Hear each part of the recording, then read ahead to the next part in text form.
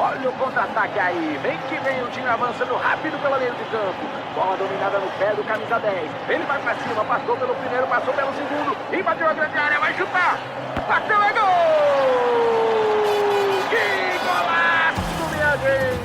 A experiência de futebol mais autêntica já criada para os games. Junte-se no 5v5 Rush, a nova maneira de jogar com os amigos e leve seu clube para a vitória. EA Sports FC25. Dê tudo pelo clube. Já disponível. RH, quer saber como voar no trabalho? É só usar a Flash. Com a Flash, você concentra toda a gestão de pessoas em um único lugar. Faça a admissão dos colaboradores e solicite mais de 8 categorias de benefícios. Ah, e você ainda pode fazer todo o controle de ponto. Conheça o novo onboarding integrado da Flash em flashapp.com.br.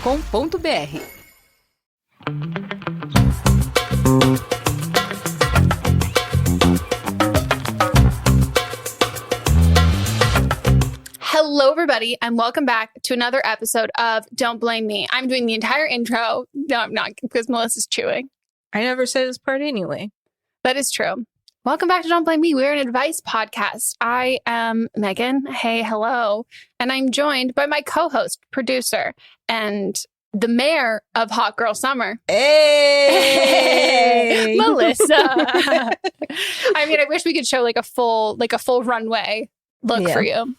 Well, it's not hitting the way it was hitting earlier because I have on tie-dye socks now, but I mean, to be fair, socks are with like some slides. Yeah, I was like, that's like a thing that people wear now, but like not in like a hot girl summer way. I would also think you might just slip out of them. It seems a little dangerous. No, for you maybe. No, with the socks on. I know, I do it all the time. You, because you are a clumsy person, maybe. But I do it all the time with my slides that I have. Oh, yeah. I'm a mess. I am just a sack of bones tied together. I feel like you're a sack of meat. Thanks. Thank you so much. As a person with the body type of a grasshopper, that means a lot. I don't have a lot of meat. I have boobs, though. Just small ones. I'm telling you about the way that you glide around the room. Yeah. No, I feel like I'm a burlap sack. Like, you hoist it over your back and, like, you don't, or, like, the exact opposite of a pregnant person who has, like, spatial awareness of, like, their pregnant belly. Like, I'm the exact opposite. I'm a bull in a china shop. I don't know where all my limbs go. And I only have 4. This is true. I think the last time we recorded, or the time before the last time we recorded, you fell like 6 times. Yes. And I'm just letting the people know because they didn't know. Yeah, I have a fat bruise on my leg today. I didn't even know where I got it from. And it was way worse. Like, I think 3 or 4 days ago was like the peak of it. And I was like, oh my God, where did this come from? And Mom's like, oh, you hit your leg on the coffee table. And I was like, you need a ottoman coffee table. Yeah.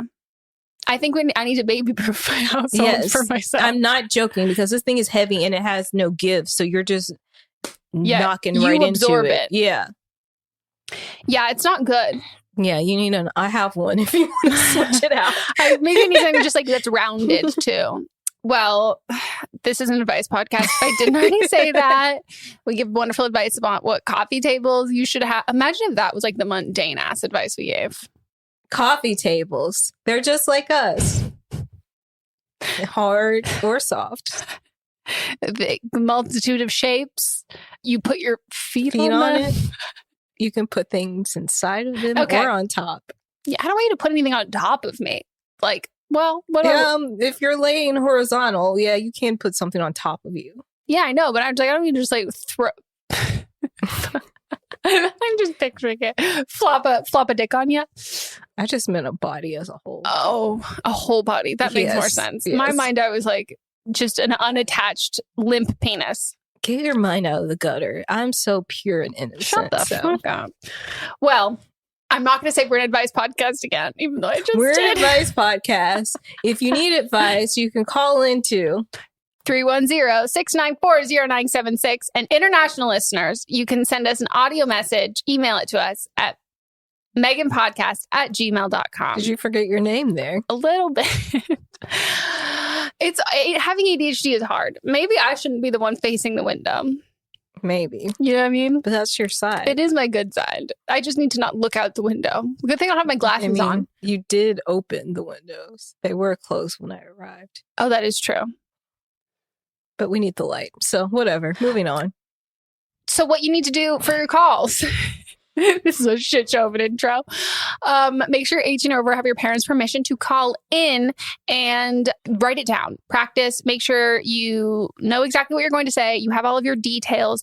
And then we say practice because you can like time it on your phone because it has to be under 3 minutes. And then you won't forget anything. You won't leave out any important info. And you potentially could get a gold star. Nope, I changed it. Oh, yeah. To a sparkly diamond. A sparkly diamond. So just know that you could have that insane accolade. So do your homework accordingly. Let us know your pronouns in the call. And I haven't said this one in a while. We give advice the way that we like to receive advice. We're the friends that you go to when you're like, okay, I already went to Becky and I already went to Susan. I don't know. Who are your friends? How old are your friends? I meant to say Sharon, who was a character on Love Island, but I still can't. I think she's my age. I'm like, there is someone my age walking around with the name Sharon. Might as well be Gertrude. That's what no, Gertrude, I would say, I think trendier now. I know. The names have such, like, do you think about the fact that, like, we're going to have a bunch of grandmas named Brittany and Chloe? I know. How weird is that? Normal. That's what I mean. Like, so, like, it is so odd Jenna. that, like, oh, yeah. But there's, like, so many that, like, now I think those names that we consider old people names, like, those are becoming younger people again. And, like, it's just cycling through. And it's an odd time. Well, yeah, that's true. And this is my grandfather, Phoenix. Chad. I saw someone tweet the other day and they're like, I can't believe that I'm going to be 40 years old and named Chad. And then I'm going to be a 90-year-old man named Chad. That's like one of those things you need the PSA on TV. If you are named Chad, you deserve financial compensation. Like that's a lot. Yeah. Wow. So yeah, we give tough love advice, but it always comes from a good place and we care about everybody who's calling in. We also have a video version on Patreon if you are wanting to see our facial expressions or you just want to, you're like a related Jeff Bezos or you have his like PIN number and you like really want to like stick it to the man.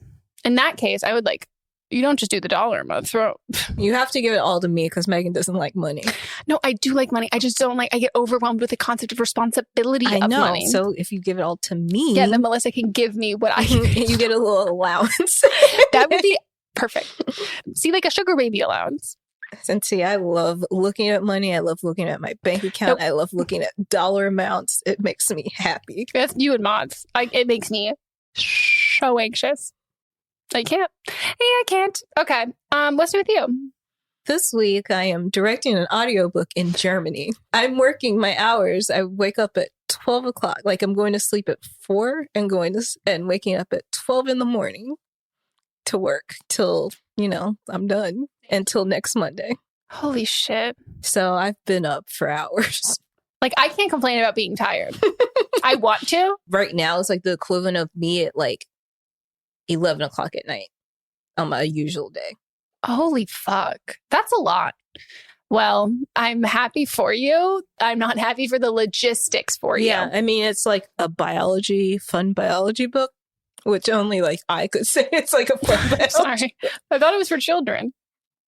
No, that's on Friday. I will be doing 2 on Friday. Is that one based in the United States? Mm-hmm. Okay. Well, that's a lot better for you. Mm-hmm. I mean, but will already been up because I will be directing from 1 a.m. to 8 a.m. and then that's at 1 p.m. And then I have other work to do in between. Wow. I'm angry with myself for being tired because I'm like, oh, Megan, you stayed up way too late watching Love Island. And then I watched Fuckboy Island, which, first of all, Love Island, I've always said, perfect television. It's so great. It's fantastic. I recommend everyone to watch it. But the hard part about Love Island, it's a very large commitment. And it's not that like, oh, I don't want to do it. It's like, you're going to have a really hard time doing anything else. It's a lot. But Fuckboy Island, not sponsored, but hey, if you guys want to throw an ad our way, very ready to do it because I know the creator of it, one of the EPs. It's on HBO Max. And the concept is genius. It is 3 girls and then I forget how many guys, but a fuck ton of guys. And then the girls kind of pick which guys that they like. The guys pick which girls they like. And half of them are self-proclaimed nice guys. And the other half of them are self-proclaimed fuckboys who are just in it and have said that they're just in it for the money, like the prize money to like win at the end of this. And they like go on dates and like do challenges and like talk with them. And then they get to, at the end, they like pick their like bottom 3 or bottom 2 at the end of every episode. And then those people, after they've been eliminated or whatever, are revealed if they are a nice guy or a fuckboy. So the fuckboys, when they get eliminated, they go to limbo, which is like trash. And like, let's be honest, they're not actually living there, but like they make it look like they are. Like it is like the hybrid of a reality show and then like a scripted comedy show. Like there are bits about it. And like, that's like one of the bits is like, they like bring them to this shack and the fuckboys have to live there. And like Nikki Glaser does like, I was about to say, wait, Nikki Glaser's involved? Okay. So she's, I watched she hosts it. And there's only like it's 8 or 10 episodes or something like that. But so she hosts it and she's also an EP on it. And so then they go to Limbro and she like, we check in with them periodically. So the guys who have left, we check in with them at the Nice Guy Grotto is what it's called. And then Limbro is where the fuckboys go. And so I think what's going to happen is that there's going to be some sort of like redemption arc. Like, can these fuckboys get reformed or whatever? But like she sits around with them and does these like therapy sessions. But like, again, it's like really funny. And the guys are like pretending that they haven't eaten in days and they haven't like slept.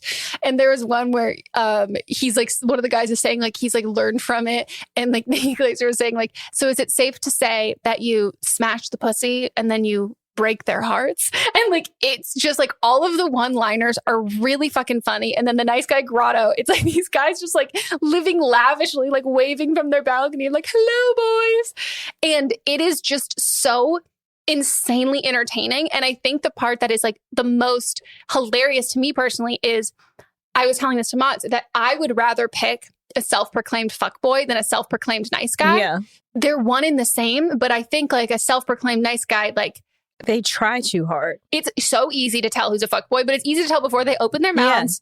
Yeah. It is like so fucking entertaining. But like, yeah, the nice guys, I trust them so much less because I'm like, you're going to gaslight me way harder than a fuckboy who's going to like, I'm just going to like fucking shoot my shot. You're going to be like more often than not, like pretty transparent. You can see what they're up to. Like you get it versus a nice guy. It's like, I'm going to weasel my way in and then I'm going to make you think you owe me fucking something. Mm-hmm. And then I'm going to throw it in your face. They're like, but I'm a nice guy. But I will say the couple of nice guys that they've gotten, there's like one that I'm like, I could see you actually being a nice guy. But they, in the last episode that I watched, everyone had to reveal if they were a nice guy or a fuckboy. And so now the girls know.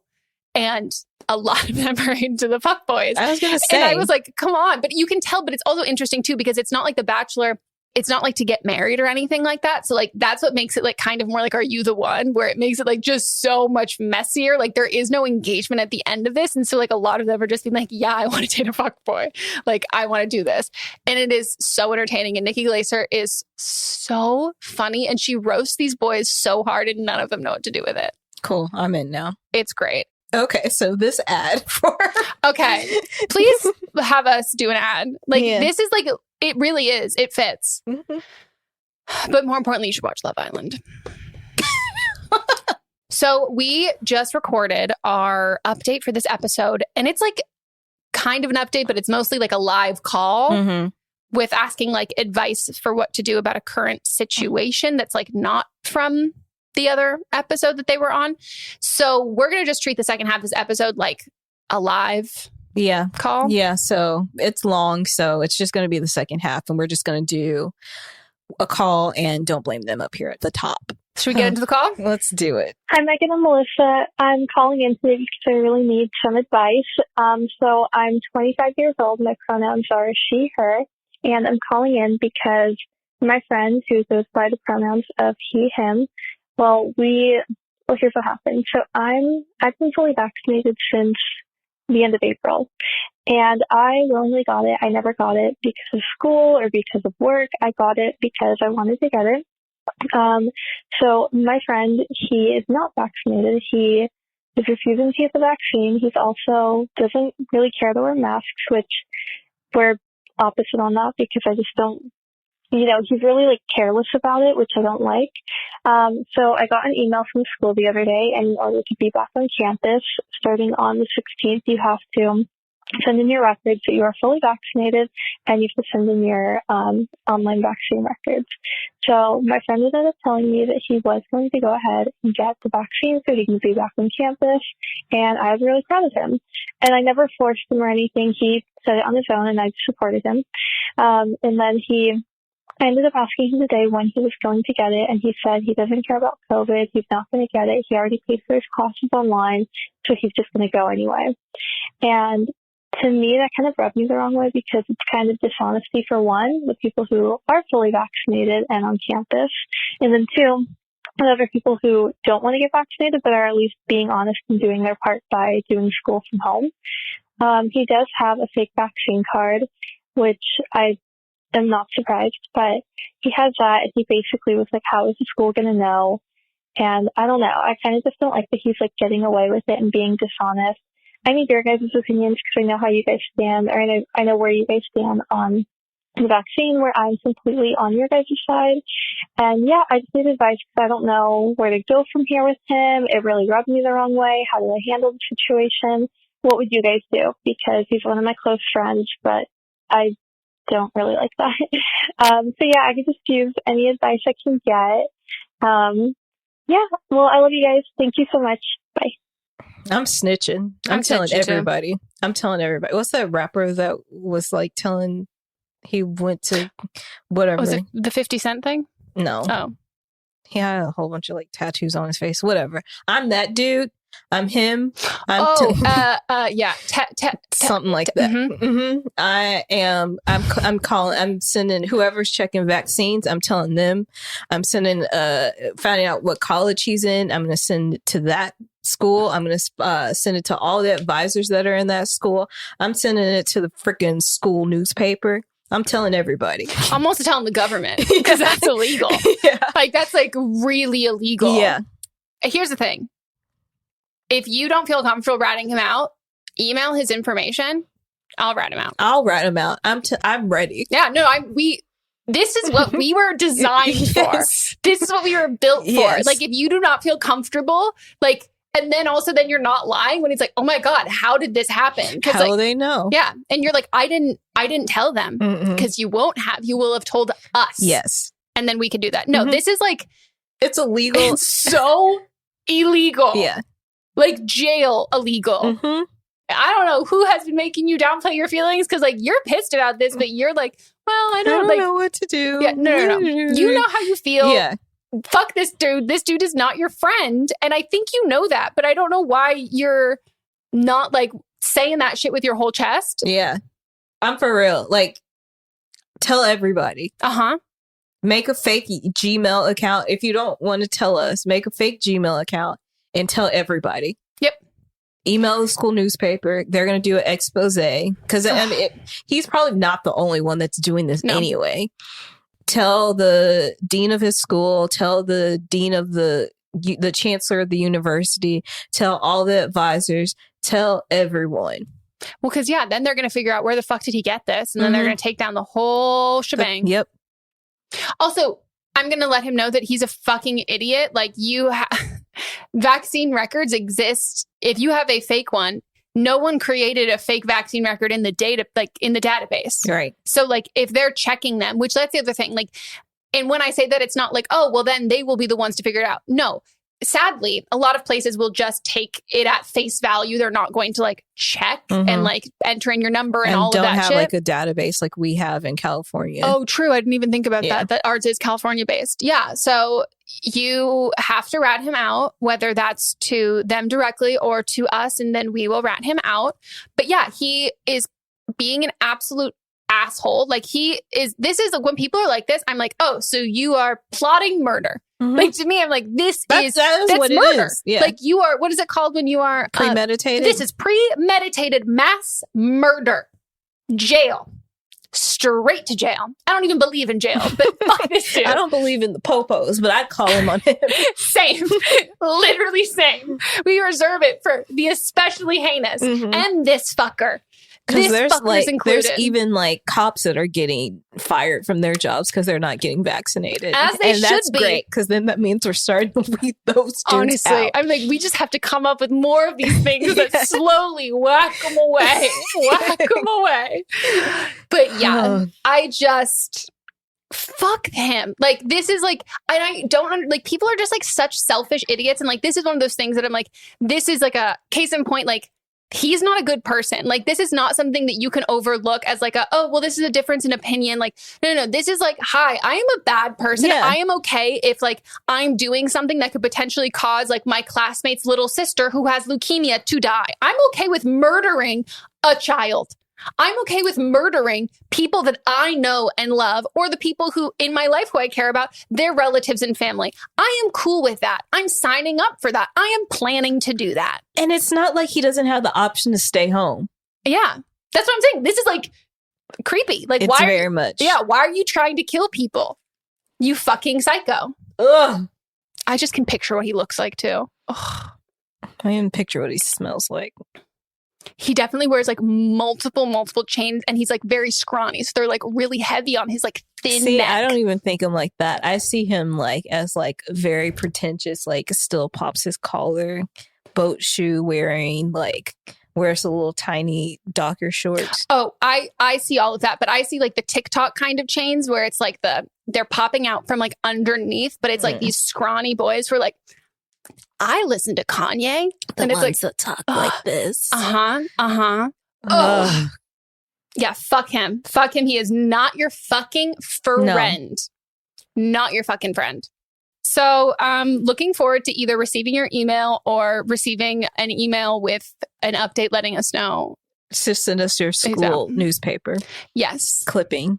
Expose. They'd eat this up. I'll write it for free. But I'm just saying, like, school reporters are very, like, tenacious, and they would eat it up, and they do a whole... Did you see those, like, high school students that figured out that their principal didn't actually have a degree? Wow. Why was I on yearbook? I should have actually I know, because all my friends did journalism. Yeah. Wow. Yeah. How did they find that out? They were just like, something's not adding up. They, like, wanted to write something about her in the paper, and she wasn't giving like a clear, like, she said she had a PhD, she like wasn't giving a clear answer to like what school she went to and stuff. And so then they start digging. It's like 6 high school students and exposed her ass. Wow. And that's what I want for this, because if he's doing it, that means he knows somebody else that did it. Yeah. And so there's going to be a whole expose, and I can't wait, and I want to see the article. Do you think it's the same people who are doing fake IDs? Yeah. I've seen someone walk into a store on TikTok because they were showing how easy it is to get one. And it's like a store that does like, they make passports too. Like they actually do the picture for the passport that you send in. And so like, that's kind of their clean part of the business. Yeah. And like, you can easily get like fake IDs and fake immunization records. And it was like fake like documents that you're a citizen. Like, wow. Yeah. Some Olivia Pope shit. Mm-hmm. I did some investigative journalism about a teacher I had in middle school, and he hates me to this day. What did he do? I mean, looking back on it now, he like, it was one of those teachers that like, he like just picked on me and hated me, but like, it was like in a pervy teacher way. You know what I mean? Yeah. He was so weird and so weirdly obsessed with me. It was insane. I'm disgusted. I'm never surprised when a teacher is like, I don't like you. But I do really respect teachers who are like, I got a kick out of you. And I'm like, thank you so much. Middle school. So we're going to go into Don't Blame Them. And this is where a listener will call in with their own advice that they thought of in their noggins after listening to an episode. Hi, Megan and Melissa. This is a Don't Blame Them on the funeral and birthday episode. I was in the same situation maybe 2 years ago. I am now 23. And, I picked a social event rather than a friend's funeral. Of course, they weren't like a very close friend of mine. I only knew them for like 2 months. I wasn't really in the loop on the plans as the caller was as well. And this one thing that I had, that social event, I had planned for like months in advance as well. And I know other people were involved and they couldn't really do it without me because a lot of things were under my name. And I was the only one of age that could do stuff. So I feel really guilty about it, that I didn't go. And like a lot of people held it over me. But, you know, looking back on it, I could have put it in my head like this social event I'm going to, it's going to happen again. Like this birthday, like sure up to your 21st, but also your friend is going to have other birthdays. There's not going to be another funeral. And you said that he doesn't have any, like a lot of family. So who else is going to be there? And so I would just factor that into the situation. But again, like it's definitely your choice. But I would think of all the pros and cons about it. And as Megan and Alyssa said, like definitely, you know, talk to them and let them know that you're there for them and send flowers. And if you want to try to do both, maybe ask your friend, like, are there any like docks that you aren't like actually boarding at that you all could pick me up at? So they could like, you know, meet you at like midday or like in the evening. So you could still make an appearance to both of the things. I don't know, but like good luck. Don't feel as guilty as I did, but I just want to make sure that, you know, the caller really factors in all of her options and the pros and cons of everything. Bye. It's a great call. I think the best decision-making process in most decisions is what will make you feel less shitty, you know? I still stand by what I said. I think it's interesting though, because we talked about it we posted about it on our Instagram and did it in the Facebook group as well, that it is like very, very split the same kind of way. Obviously, like every situation is different. It's not like a blanket statement that like yes, always or no, always. Yeah, it's just varies person to person. Yep. Person making the decision and then also who you're making the decision regarding. But yeah, I've been thinking about that one a lot more too. I keep wondering, I'm like, am I going to change my mind? And I guess it just depends on all the information that you have. Yep. But yeah, if you haven't said your 2 cents, scroll on our Instagram and we have a post about it. Yeah. Well, so we are going to take a quick break and then we'll be right back with the rest of the show. Yes.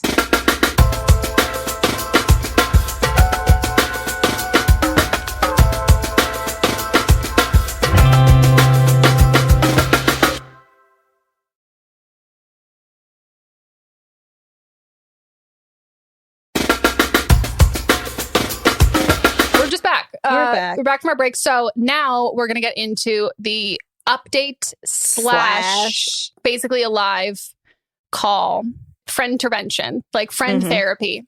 I had called because I was the girl who called in with her closer in his closet. Shut the fuck up. You are an icon. Oh my God. You said that so goddamn casually. Yeah. I have goosebumps. I didn't know either. I have full-blown chills. If I would have known, I would have told you. And I just didn't. My nipples are hard. Yeah. I'm dying. Shut the fuck up. And also, like, I don't know if you're in the Facebook group, but you're like part of your call is like questions to get into Facebook group. Yeah. So I called in with an update in December. Mm-hmm.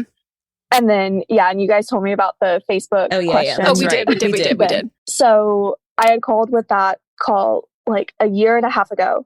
I was dating this guy and it was very casual, especially because like I wanted it to be casual because he had just broken up with his girlfriend. And in all of that, she lived down the street from him. And this is all like townhomes.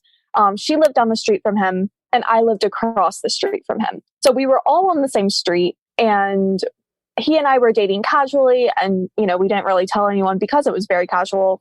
I don't know if she knew. She probably did, knowing girls, like we always know. But like, as far as I knew at the time, I was like, oh, she doesn't know. There's no way that she knows.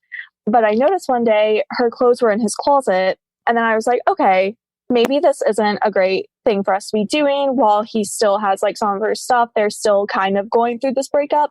So I was like, okay, I think that it's best that we stop seeing each other. We stop doing everything that we're doing. And then a week later, he was like, I'm going to California. I'm going across the country. Will you drive me to the airport? And I was like, okay, sure. He was going with his family, right? That's what he told you? Yeah. So he was going on a family vacation for his birthday. And he asked me to drive him to the airport. And I was like, yeah, sure. Because there was an airport in town. I thought that's what he meant. He meant an airport 2 hours away at 3 a.m. And so I said, no. And he then asked his ex-girlfriend to drive him. And when he got back, and she had she drove him to the airport and back at 3 a.m. and then picked him up from the airport and took him back home. So that was a total of 8 hours of driving for him to the airport. And he comes to my house and sits on my bed and says, yeah, she's crazy though. And so, I was upset because I was like, oh, well, her clothes are in his closet and her car was in his driveway at one point. And then I think Cammie Crawford's the one who said his dick is in her vagina. Mm-hmm. Yeah. And so we just stopped seeing each other because I was like, I can't do this anymore. And it was all very toxic. And then COVID happened and he would come over all the time and ask for anything, like a charger, a jar of pickles, just random stuff. And I was like, why are you coming over here? No mask, uninvited, unannounced. What are you doing? But I moved out of there over a year ago. So we're all good. And so did he. And I haven't talked to him since. So I had called, I think it had to have been late February, early March, because I remember saying it's been 2 months. But I had called because I was broken up with the day after I told my boyfriend that I loved him. And a couple months later, I called for advice on how to move on because I was at a point where I did not think I would be able to move on at all. I was very emotionally paralyzed. I was in the semester of school. I was like, I can't, I need to figure out how to actually move on because this is taking hold on my life in a way that I don't want it to. And then something that I didn't include in the call, and I can't remember if it was something I couldn't fit in or if it's something that happened after I had called in. So I had called him and I was on the phone with him, I think sometime in February. So maybe this did happen and I just didn't include it in the call. So on the phone, we talked about a lot of things and I told him that I wanted him to be miserable with the next girl he was with. He did immediately hang up on me, understandably. Yes. Mm-hmm. Yeah. And I was in my car, parked, of course, when I called him and I was bawling and I was like, oh no, what did I do? This is terrible, all this different stuff. I did text him the next day and apologized. But, when it's the next day, it's more I just want to feel good. I don't want to I don't know if this is an actual apology, but then I reached out to him sometime around June and we reconciled and I did apologize again. And I did mean it. I don't know if I really meant it when I apologized the next day, but I did mean it. In June, now we're friends. So since then, since around June, we've been in contact with each other, mostly to send pictures of our cats back and forth and also to complain about conservatives and share memes and, just random stuff, nothing too deep. And I do have my guard up with him because I'm not someone who wants to let people in just for them to kind of leave. With something like 5 million podcasts, finding a really good one can take a ton of time. So let me recommend one. It's called Something You Should Know. I'm the host, Mike Carruthers, and in each episode, we discuss topics that can be really helpful, like how to read people better, the psychology of crowds, or fun things like the story of Legos, or why you probably wouldn't be here if it weren't for horses. Something You Should Know is the name of it, wherever you get your podcasts.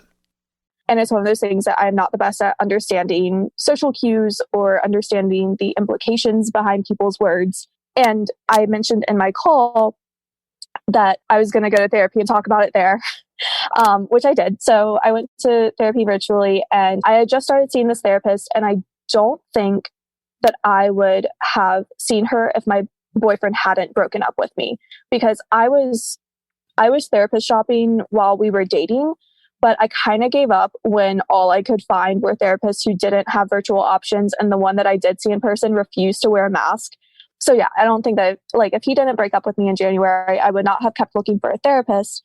And so this therapist helped a lot with me getting through those paralyzing emotions I felt for months following the breakup. She also made me realize something about myself I kind of knew but didn't really want to admit, which is that I am on the autism spectrum.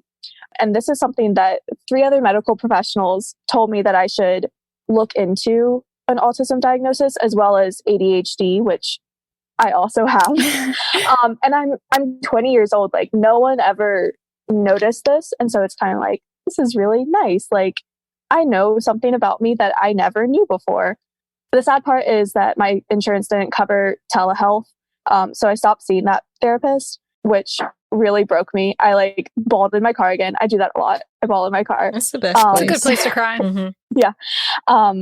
because I finally found a counselor that was like really good for me. So since March and my diagnosis, I have been fully immersed in the autistic community online, more specifically the autistic women community online. And I have never felt more seen or understood with these struggles that I thought was just because I took on a parental role when I was 8 years old, or because I'm the oldest daughter with a neglectful father. Like, you know, I thought a lot of these things were just like because of the way that my life was, but it's more than that. And it's really nice to know. It's also one of those things where for the first time in my life, I feel like a priority. Of course, I am prioritizing myself, but I and my needs are still a priority to someone, even if that someone is me. So that's the good part of the update. There. Oh no. We're on such a high note. But I do have a bit of an issue relating to my ex. So this past semester, I was in a creative writing or creative nonfiction writing workshop. I am a creative writing major, and there was this one guy in the class who he wrote about this town in my state that is like a second hometown to me. I have lots of memories there. I have family friends there. And then in his second piece, he like had a character that was the same name as my family friend. So I was like, I emailed him and I was like, are we connected in like some weird way? Like, do we both know these people? We don't. But we started talking like a lot. And now he is my boyfriend. And I know that I sound like a serial dater. I promise these are like the only two boyfriends that I've like really had besides like one in high school. You also don't have to justify your dating. Yeah. Date whoever the fuck you want, whenever the fuck you want. Yeah. So for kind of a while, I thought that I was getting over my ex. Like in April and May, I was like, I'm getting over it. Like I'm doing really well. And as the semester went on and the classes became more demanding, I think that I just had too much on my mind to think of him. I wasn't really over it. And then throughout May, I thought about him a lot, but I was starting to like this guy from my class. So then in June, I moved 6 hours away for school because there are no online classes anymore. So yeah, me and my ex had become friends again in June, and I'm progressing in this relationship with this new guy. And my boyfriend now knows that I've been in communication with my ex. He knows the full extent. He knows like everything because I respect him and I don't want him to feel like blindsided by anything. Yeah. So for the past 2 months, I've been growing in this relationship and then keep thinking about my ex more and more. And this new guy and I were going at a really good speed until a few weeks ago, he told me that he loves me. Oh my God. This is so full circle. Oh, no. Holy shit.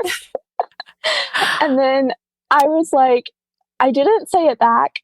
I mean, like we've been talking since the beginning of April. So like that's been about 4 months now. And like he's so sweet and he puts me first. And it's one of those relationships where it's like my whole life I've like wanted to be treated well in a relationship, and here I am, and I'm not questioning his feelings, I'm questioning mine, which I don't think is a bad thing considering that we're only a few months in and we're really young and all this different stuff. But I think that the constant thoughts about my ex and the fact that we are still like somewhat in contact are kind of getting in the way of me focusing on this new relationship. But yeah, so since we're both creative writing majors, and instead of saying I love you back, I just wrote poems and I gave them to him because I was like, I don't know how to express myself in any way. Like when I was younger, I would like remember quotes from movies and just like say those because I didn't know how to have a conversation with people. And so I just like I wrote him poems and I was like, here you go. And like he really appreciated the poems. And he understands that there are a lot of difficulties that I have in social situations. So he understood why I felt it easier to express my feelings, not through the spoken word, but the written one. And, you know, he does a lot of other stuff that like I really don't like physical touch that like is like soft. It's like I need a lot of pressure. And he like, it's not second nature to him to like do that. And so he's like, but he's like learned like little stuff like that. I'm like, oh, I need you to do this, or I need you to do that because it makes me a lot more comfortable. And he understands that and he's really good with that. But it's like this, like, I love you thing. I'm like, I don't know. I'm not there and I don't know when I'm going to be. And I feel bad for it. You shouldn't feel bad. Do you like him? Yes. Okay. You like him and you like spending time with him. Yeah. That's another thing is that he has really bad anxiety.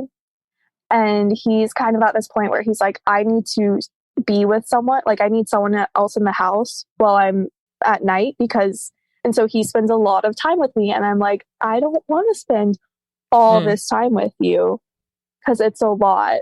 Yeah. I mean, do you find yourself typically to be someone who is like focus on like one thing, one lane kind of person? Like, or are you someone who like lots of little things at a time? Or do you kind of like to focus, and when you're into something, you're into like one thing? Because in relation to like, I mean, our advice always, can't be friends with your ex when there's feelings there.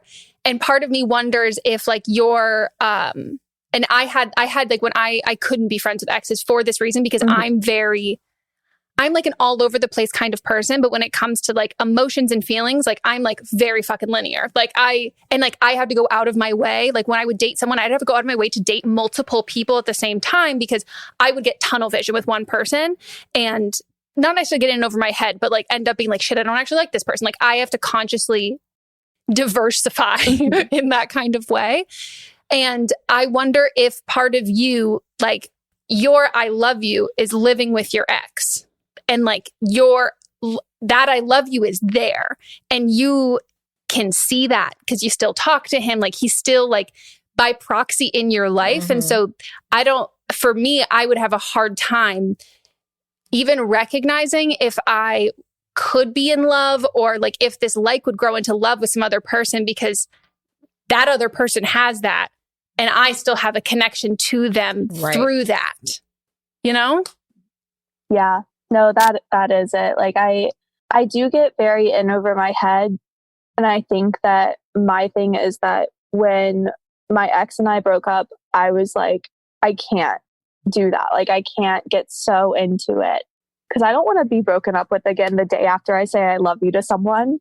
That's scary. And it was really hard. And it's still really hard to think that like happened. I think that's also a traumatizing thing, that like saying those words again to somebody, that can be like a triggering thing. It's like, this is like, I said that to this other person and that person left.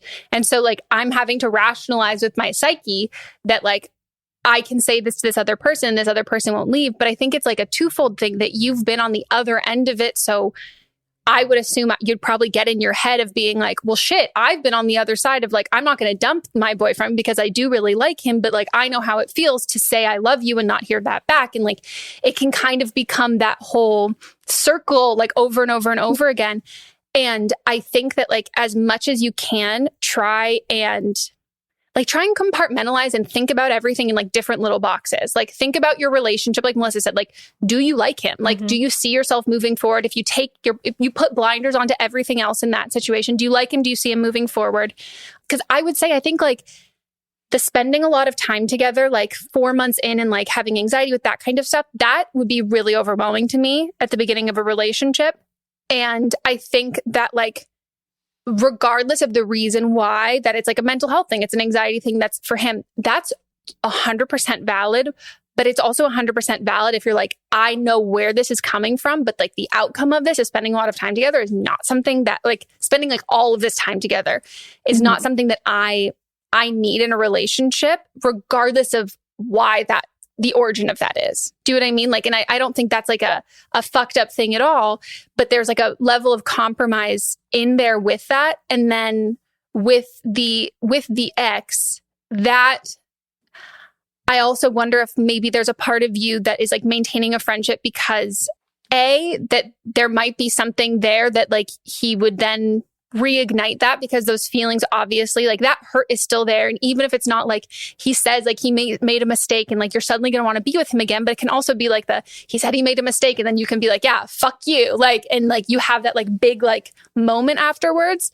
Or if it's like feeling guilty about how you talk to him after the breakup and all of that, like it just feels like there's a lot of loose ends here that like I would, if it was me, I would feel pretty overwhelmed on being able to focus on a new relationship without comparing it to the other one, because he's still somewhat there. And then not knowing like, do you want to be in this relationship with your current boyfriend if you take out every other factor into this? And like, do you feel like it's too fast to say, I love you, because that also can be like a turnoff in general. How long were you and your ex dating when you said I love you to him? 4 months in. So it's just a month difference. But first time I ever like had a one-on-one conversation with this guy was 3 months before he said that. And the first time I had a conversation with my ex was about 1.5 years before I said it. It is different situations. And I think that I really empathize with my boyfriend now, because I'm like, I know that it sucks to say I love you and not hear it back, whether that is the person breaking up with you or them just not saying it. So how did you feel when your current boyfriend told you that he loved you? It felt good to hear, but it also was like, oh, this is going really fast. And we had a lot of conversations at the beginning where we were like, I told him, I was like, I don't want to move too fast. Like, I'm not in a place where I want to move super fast. And he was like, yeah, me neither. And then all of a sudden it's going really fast. And I'm like, okay, we're going 65 and a 35. Like, what are we doing here? Yeah. I'll be honest. I don't love that. Like, I think that like setting boundaries ahead of time of like, I don't want to move too fast is like a really important and very valid thing to kind of say. We always preach on the podcast, like when you say I love you to someone, you should be saying it because like that's how you feel and you really want to let that person know and you don't want it to be reciprocated. That being said, there's also, you don't say it if you know that you're going to put your partner in an uncomfortable position, or if they're not ready to hear that. Don't say that to your friend who's in a relationship. Like there are like those certain boundaries. And I think that is kind of one of them. I have a friend who had one of her exes had a kind of similar trajectory. Like she really wanted to take it super slow and he was all on board. But then like he said that, but like every other action was not really that. So do you feel like, besides from the I love you, how you perceive taking a relationship slow, do you feel like he has honored that and that has been the rest of your relationship? Kind of, not really. You know, he is staying here a lot, and next week is the first week of classes and he's in between apartments. And so he's living at home right now, an hour away. And I think like my thing is I keep setting these boundaries of like, I need you to do this. And he listens most of the time. But I was like, yeah, like I don't want to spend half the week together. We are sleeping in the same bed when we shouldn't be at that point yet. And, you know, he's living at home right now. And he was like, can I like stay for the first week of classes so I don't have to like commute? Because one of his big things with anxiety is that he has a really hard time driving on the highway. And so like he called me the other day and he was like pulled over 30 minutes into his route. But I told him, I was like, if you're going to come up here and stay, I need you to have a COVID test before you come, because his sister and mom are not vaccinated. And he's wearing double mask in the house. Like he's as safe as he can be with the situation. So I don't like put any blame on him. His sister and mom work at a daycare, which I think is... Wow. Yeah. But it's like a rural town in the South. Like, oof. I get it, but I don't, you know? Yeah. And I told him, I was like, you need to have a COVID test before you come up here. And I've told him that like my parents are coming up here probably this weekend so that they can bring me a dryer. We're all going to wear masks. We're all vaccinated, but there are two new variants that are affecting people. And my brother has Down syndrome and is very high risk. I don't care. Like I'm protecting the people that I love, the people who I don't love and who are strangers. I'm protecting myself. And so like, there's that where I'm like, I feel a little uncomfortable you coming up here and staying. I understand your need to do that. And to make it all okay, I need you to have this COVID test. A good thing is that like, if I'm like, okay, can you sleep on the couch instead of sleeping in the bed? He's like, yeah, sure. Like he's okay with that, which is like good for me to know. But it's also like, I feel guilty when I ask him. You shouldn't feel guilty. So he's like stepped over a few boundaries with you now. And so let's say that he hadn't said, I love you. Would you have stayed with him? Probably, because I am a pushover. But do you want to be with him? I do, but it's also like there are a lot of things where I'm like, I have these complaints. Like this morning, I was sending voice messages back and forth from one of my friends, like being like, I need help with this situation, like talking about more like his anxiety and like me having to be his like girlfriend / therapist when I only signed up to be a girlfriend. Okay. Is he in therapy? He is, Okay. but he's doing it through the school. And so it's like not an every week thing, but he is going to therapy and he is trying. And that's the thing too, that like is hard for me. It's like he's doing all that he can to get better, but it's also like he's still relying on me for a lot of stuff. And I'm like, I don't feel like I need to be the one that you are relying on for all this stuff. Why hasn't he got his own apartment? So he is moving into an apartment August, like 25th, 26th, like sometime that week. So in like 2 weeks, kind of, I think he was going to live an hour away. And he decided that like a while ago, before he started having all this anxiety about driving, he decided that like I can do the commute. And now he's like, he doesn't think that he can do that. And so he was trying to find an apartment very quickly. And another thing too is that like his family isn't helping him out financially at all.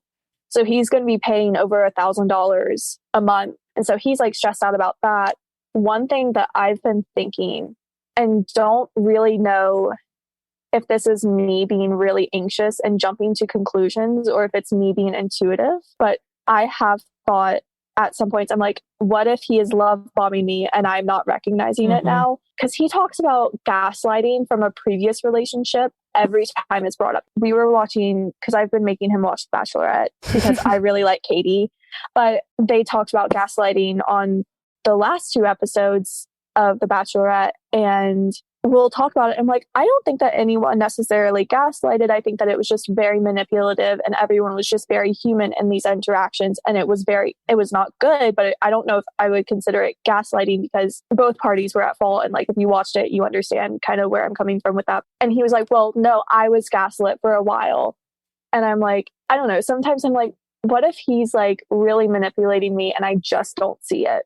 Like, I don't recognize that. Like, I was being manipulated by the guy whose ex-girlfriend's clothes were in his closet. And I didn't recognize that until like a year and a half later. I don't know kind of if I'm like taking a lot of past experiences that have not been great into this relationship, or if I am like right on the money and correct about it all. I think you're right on the money. I've seen a lot of red flags. This was going to be my final question that I was going to ask.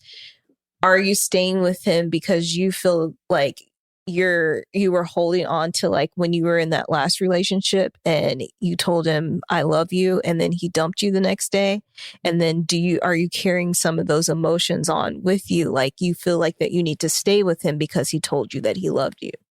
Yes. I think just the answer to your question is yes. And also I was going to school in my hometown for the first year of college. COVID hit in March and I don't have any friends in town. I'm living in a 1-bedroom apartment. It's the best thing that I've ever done is live alone. But it's like, I'm also living alone because I don't know anyone else. So I think that that's also part of it is that like, I don't know anyone here. And so it's kind of just like, here's a friend. So what he's doing, which I think is a really clear distinction we need to make, and part of the reason why you're saying that you feel guilty asking for things. So what he's doing is he's making you compromise your boundaries, and boundaries aren't compromises. That's like a firm line.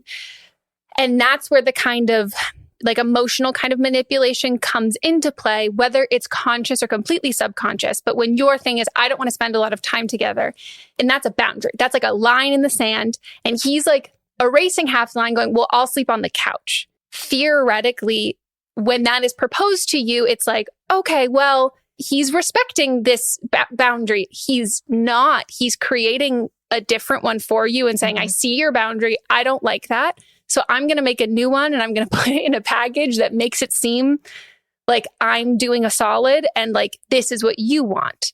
And like, that's where that kind of feeling afterwards comes in. And the same way that you're saying that like, you feel guilty asking for that kind of stuff. This reminds me, I don't know if there's a specific term for this, but like, it's like a love bombing in like I am so broken. I have so much trauma. I'm trauma dumping on you and all of this.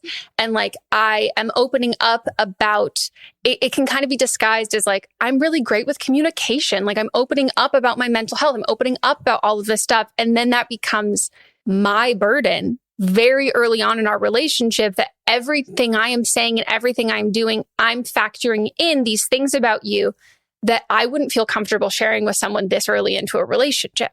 It can also be like, well, then if this person's sharing this much about themselves and like opening up this much, it can make me feel like I also have to open up this much. And then when they're somewhat kind of like listening and respecting this sort of thing, it makes me feel like it can feel like it's working in that sense. But do you feel like you kind of had to open yourself up in a way that makes you a lot more vulnerable because he did that at first with like, I have all this anxiety, I have all of this. Do you feel like you opened up the same kind of timeline you would have if he hadn't done that? Yeah, no, I don't think that we would be moving, or like, I don't think that like we would be moving so fast if he didn't do that. And I think that the thing too is that I saw a TikTok where this girl like said that she did the same thing where it's like, and she's autistic, and like where she would see things in movies and like the way that relationships went in movies and TV shows. And she thought that that's how people really lived real life.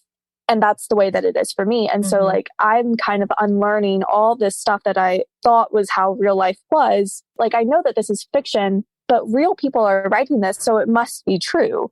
And it's not. And that's like a big thing with autistic people, is that there's this really hard distinction between reality and fantasy. But yeah, I don't think that it would have moved that quickly if he didn't open up about his anxiety. And this is also the first relationship that I've been in where I have been diagnosed. You know, I always thought, oh, well, like guys love to just like rub my back, and like I hate it, but I should like it.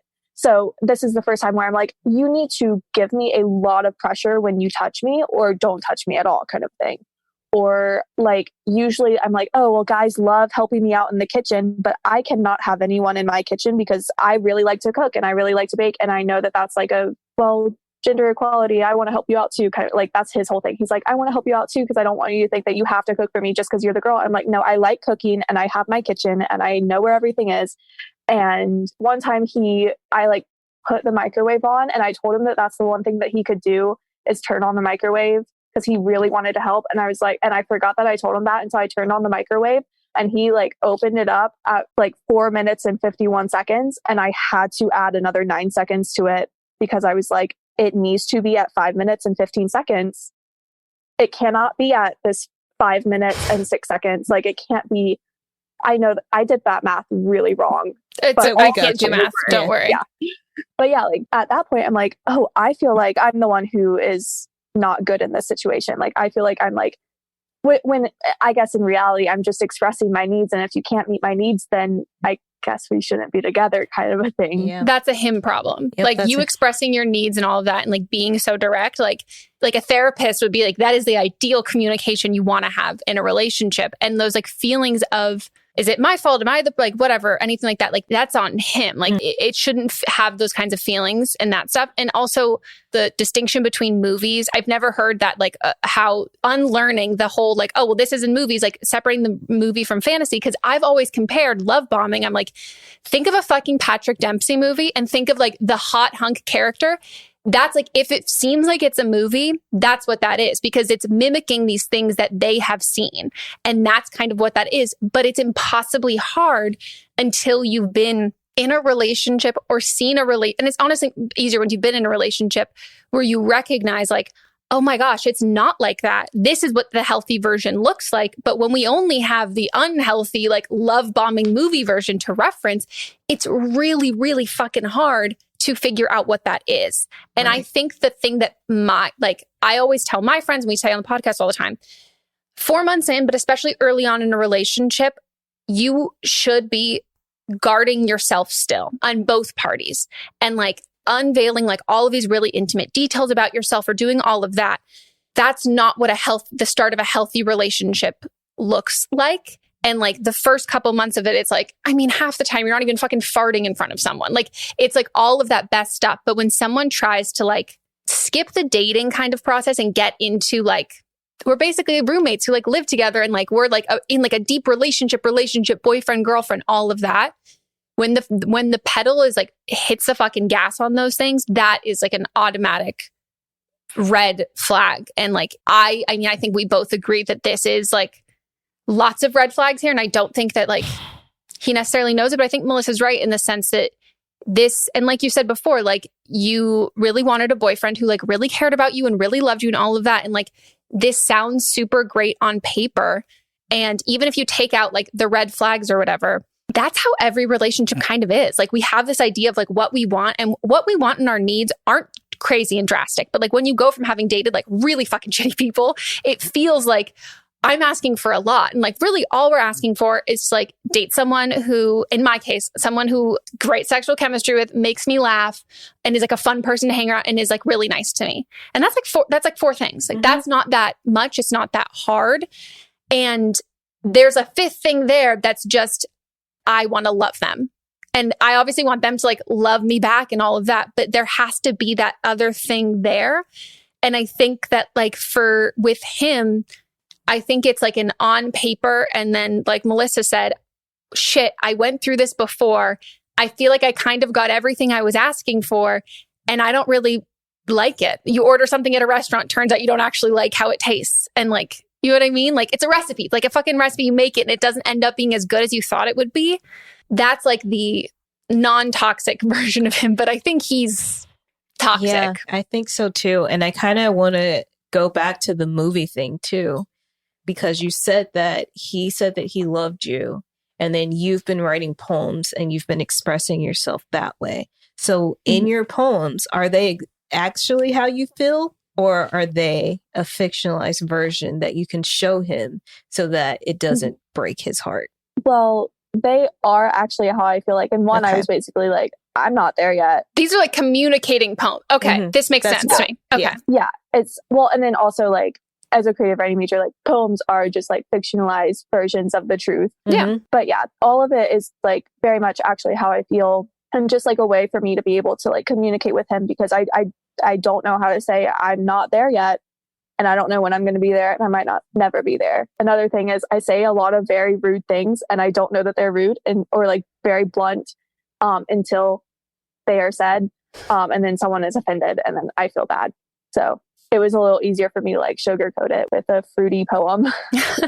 That makes sense. I think that you deep down kind of know how you feel, and I think you like need to go based on like your emotions with this. You are correct. You should be his girlfriend. You shouldn't be his therapist. And I say this as somebody who deals with like a lot of mental health shit. Like I didn't open up to Mats about that kind of stuff until like way longer into our relationship. And like, that was never, my therapist has always been like, yeah, like protect yourself and like protect that kind of a thing. And he's not doing that. And if you're not like protecting your mental well-being and your health, and this is maybe a very black and white way of kind of thinking about it, I think if you are not really protecting it, you tend to weaponize it.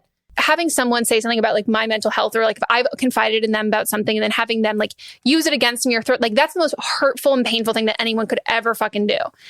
And so I go out of my way to like really try for that not to happen. And I think people who are really comfortable sharing those intimate things very quickly on and then really relying on other people, like that's a means of control. And that is what this is, because you are factoring in his anxiety to change your boundaries and to make decisions that you would not have done otherwise. None of that has anything to do with his anxiety. He's made it about his anxiety. And that's one of those things that I'm like, my mental health shit is my fucking problem.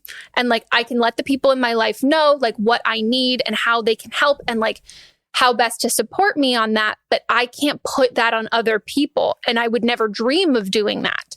That's what he's doing. And it makes it really, really hard to end a relationship with someone like that, because they use it.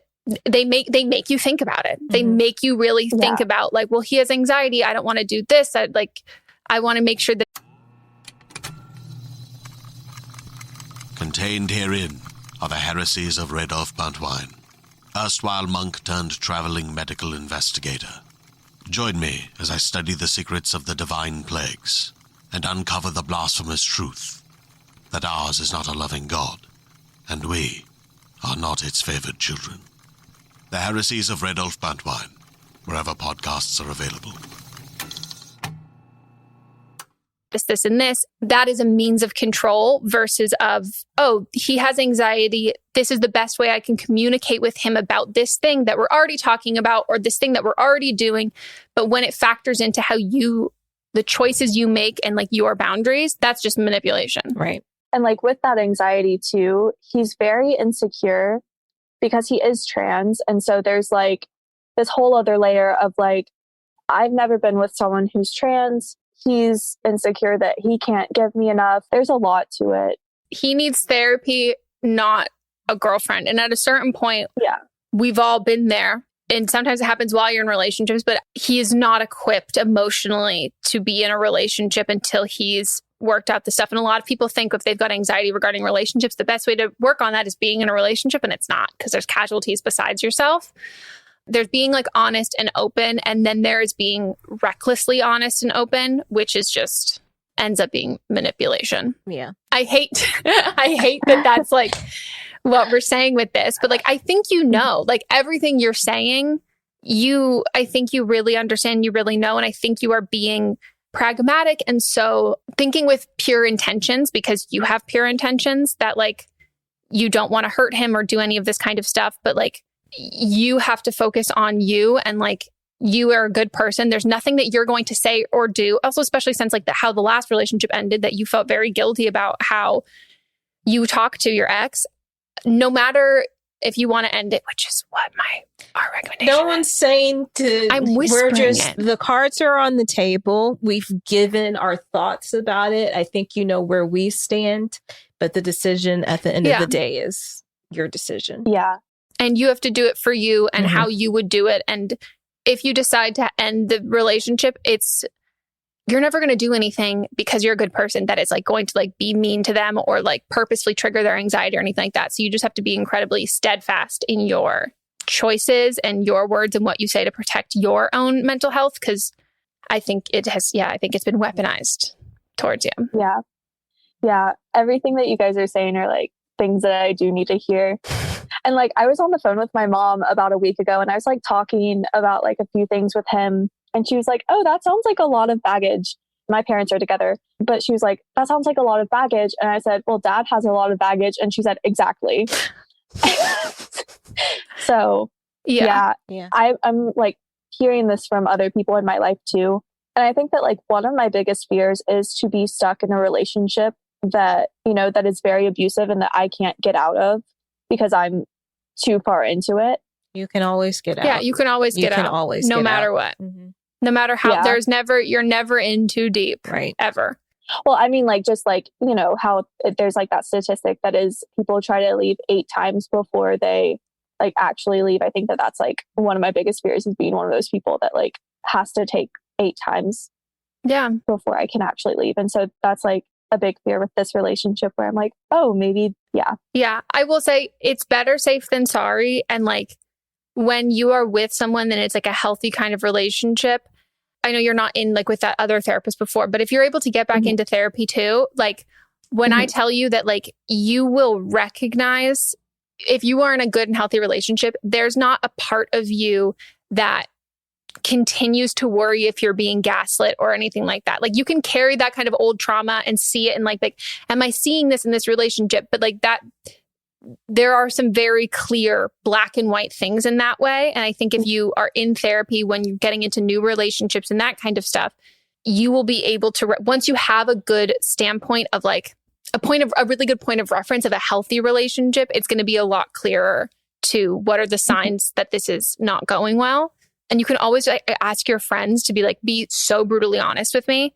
Like I even have friends who have like really like have had like a really hard time like deciphering people with good intentions that and you can't necessarily do this as much now and you don't have like a solid group of friends at school, but like when like group dates, that was like a big thing. It's like, I'm only seen this guy 3 times. I don't have a good read on people. Like I'm going to bring him around and see this, or even if it's like, you're going to have like a family member or like something like that where it's like, or you go in public, or this is all like COVID unrelated things, but seeing how other people react to someone and how they treat other people and all of that kind of stuff can be really helpful, especially if you find that you have a hard time deciphering if someone's like intentions are true or not, Right. Yeah, that would be really helpful. I think that like also my thing is like, just scared about COVID, but yeah, I will try to do some of that stuff. And I am going to therapy on Thursday. I have the first appointment on Thursday. So yeah. Congratulations. Thursday's a good therapy day. I've had Thursdays as one of my days before. I think that was my day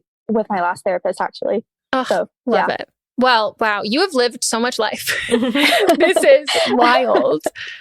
Oh. Yeah. Well, I hope we weren't too harsh.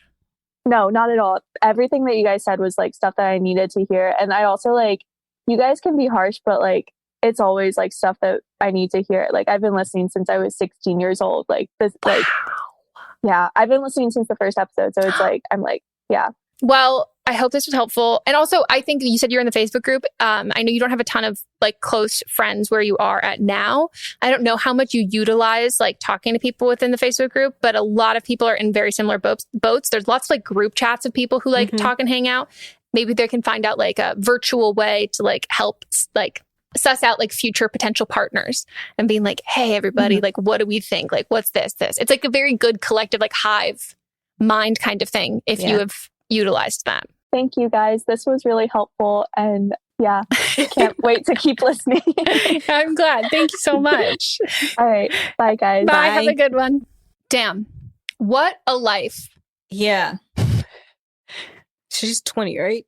I think so. And but she's like, already taking like the test for her to be a teacher. Yeah. I don't know when you're supposed to take that I test. don't know either, but she's listening since episode 1, season 1, since she's 16. 16. I can't believe that neither of us knew that this was going to be so much.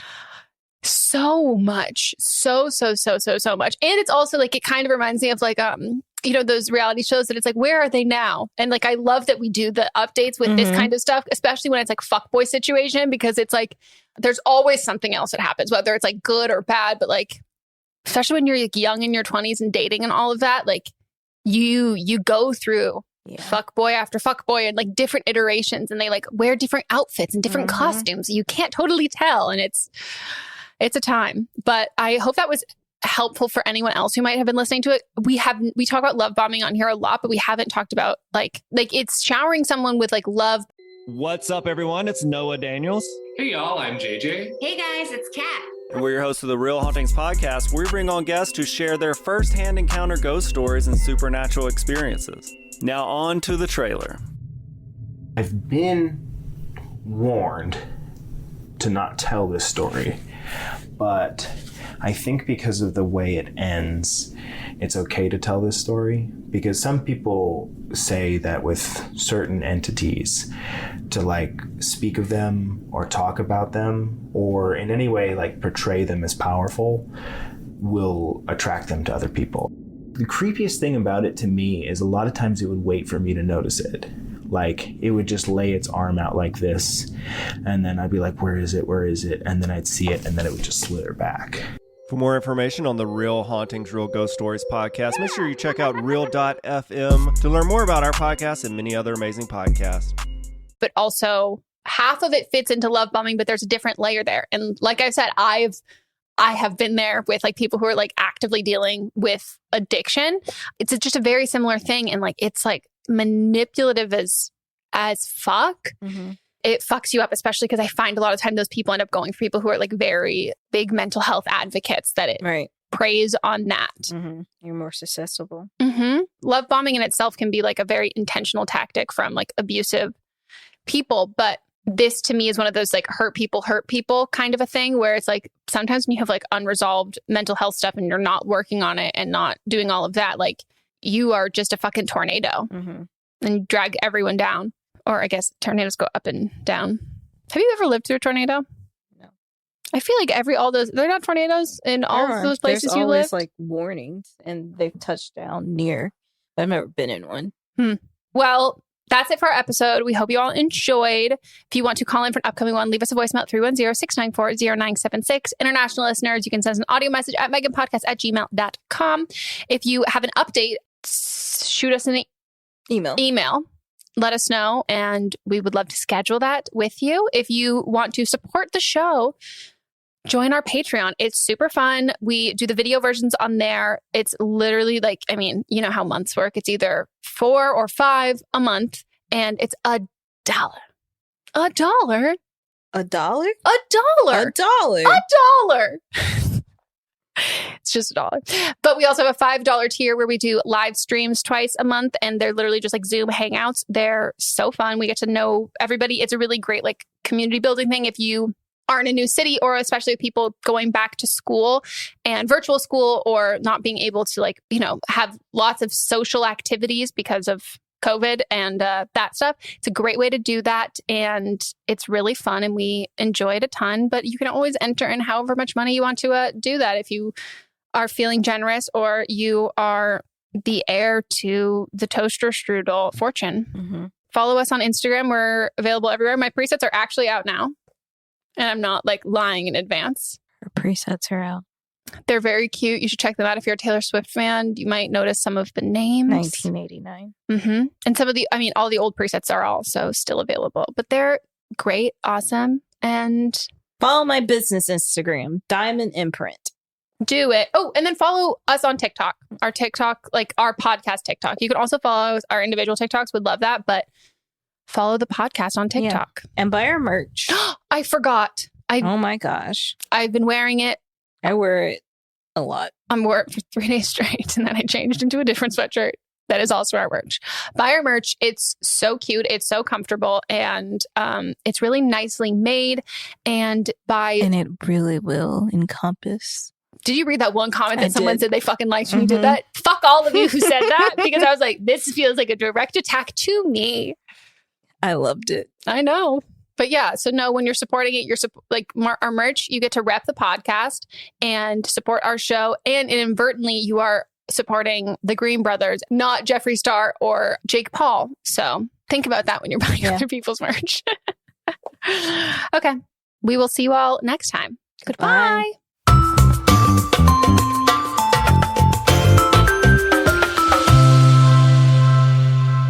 Don't Blame Me is a production by me. Executive produced by Melissa DeMonts and Diamond Imprint Productions.